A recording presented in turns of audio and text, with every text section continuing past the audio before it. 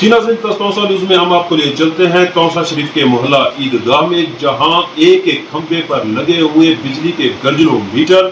और फिर कोसों दूर बिजली के पोल होने की वजह से जमीन पर पड़ी हुई दर्जनों तारें किसी भी वक्त बड़े हादसे का सबब बन सकती हैं। तौसा न्यूज़ से गुफ्तगू करते हुए यहाँ के मकीनों का कहना था कि हमने मुतअद्दिद बार मुतल्लिका महकमे को इस बारे दरखास्तें दी कि इन बिजली की तारों बारे फौरी तौर पर इक़दामात किए जाएं, मगर ताहाल कोई सुनवाई नहीं हुई। उनका कहना था कि हमारे बच्चे जब घरों से बाहर जाते हैं तो घर वाले शदीद खौफ व हिरास में मुब्तला हो जाते हैं। हम मुतल्लिका महकमे से ये मुतालबा करते हैं कि बिजली की इन तारों बारे जो ज़मीन पर पड़ी हुई है और किसी भी वक्त बड़े हादसे का सबब बन सकती है, फौरी तौर पर इक़दामात किए जाएं ताकि किसी भी नुकसान से बचा जा सके। काजी जफर के साथ सुहेल शहजाद, तौसा न्यूज़, तौसा शरीफ।